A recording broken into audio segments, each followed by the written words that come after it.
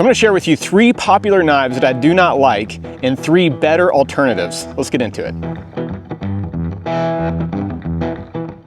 Well, hi friends, I'm Brian Cosby, this is Provide and Protect, and you know, I'm a knife guy. I love knives, but every now and then I come across one that I pick up that it just doesn't work out for me. And I want to share 3 of them that I picked up that I had really high hopes for and just didn't meet the standard.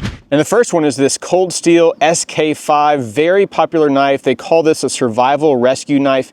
It's actually the standard issue for the Navy SEALs for their BUDS training. And I had really high hopes for this thing. And I used it. I think the best thing about this knife is the sheath. Sheath is pretty good on this one. But you know, I don't know if you can see this. I'm going to show you up close. I don't know if you can see that or not. I'm going to come a little bit closer. See that wear right there on there? I don't know if you can see that or not. There's wear on that black coating, and that's a big problem. Just one time, I was survivaling. I was bushcrafting a little bit with this knife, just testing it out, trying it out. And just through one log, that's all this took. I'm not kidding here. Just one log and just batoning through one log, and it was like a piece of pine, like softwood. And that coating just came right off. And I stopped it. I was like, oh no, I'm already ruining this knife. And I was just like very disappointed with this thing. So they call the coating, and I've got it written down here, Tough X Finish. And it's not tough at all. So if you have high hopes for this thing, or if all you want to do is cut butter in your kitchen, then great knife, I think, probably for that. But other than that, this is not one that I would trust. Let me give you a better alternative. I think a better alternative to that is the Off-Grid Knives Backcountry V2. I think this is a much better blade right here. Awesome, awesome knife. By the way, this is Cryo D2. The other is some kind of proprietary steel. And anyway, I don't trust it anymore. So this is nice Cryo D2. Again, Off-Grid Knives Backcountry V2. Also, that kind of survival, tactical type blade. Got a whole video on this one. I'll drop that down below. All right, so the second knife that I had high hopes for that just didn't cut it is this one right here. It's the Mora Bushcraft. Now this is the stainless steel version here.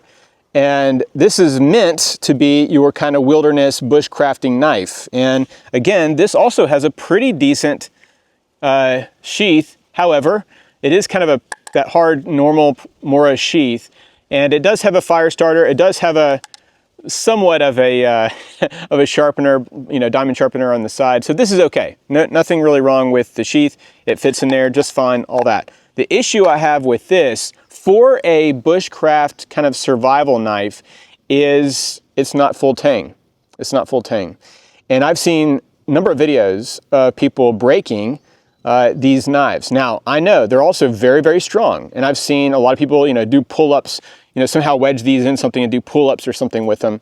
But for a true survival bushcraft knife, it's not my favorite. And you know, it's fine to do the sharpening on that diamond stone that's on there or something else like that. Like a whetstone would be ideal because you can lay that bevel on there. But I have a better alternative than this, and that is the Scallywag Wonder. Awesome blade. Scallywag Tactical Wonder. And this thing, it is high quality. And this sheath also comes with a ferro rod on it, but really nice leather sheath. Highly recommend this one. This is going to be full tang on this. And this is going to be a little bit longer blade as well. So both of the knives have a 90 spine, so you need that 90 spine to throw the sparks. But highly recommend this, and probably you're already thinking it. Can I throw in a bonus on this one? Is the Garberg. So the Mora Garberg, they did I think improve from the Bushcraft, and this would be a better option. Survival knife because it is full tang on there. So I'll drop links for all these down below. And the third blade that I just had high hopes for but just didn't cut it is this Men with the Pot cleaver. If you've been on the internet, YouTube, Facebook, anything like that, you've probably seen their videos of them cooking, you know, doing kind of camp cook videos somewhere. And really great videos, high quality videos, by the way. So I was like, hey, that's pretty cool. I like that knife. I like that blade design. Pretty cool blade design, that cleaver on there. But the problem with this is just the design. So I like that it is weighted forward a little bit. It's not too heavy either way, but let's see, it's 7.5 inches long. I have it written down below me. But here's the problem with this that I found using this, is this right here. Where my finger is, right there. So when you're doing a lot of prep with food or anything else like that, I'm always rubbing this and it is sharp right there. I think it's just a poor blade design for this. And I just think there's a better option. And that better option for me is the Off-Grid Knives Grizzly V2. So much better blade. I purchased this, my own money, and did a video making some beef stew with this.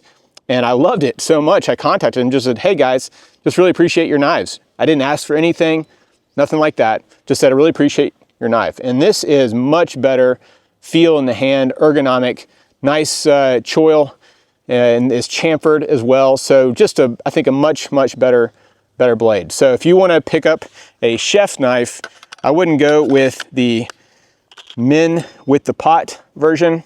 I would go with the Off-Grid Knives Grizzly V2. Well guys, let me know if there's other knives that you don't like, that you had high hopes for and just didn't really meet your standards. Let me know below. Love to take a look at some of those maybe as well, and maybe some better options than the ones I presented today. I'd love to hear thoughts and comments on that. But thanks so much for your support for us, and we'll see you on the next video.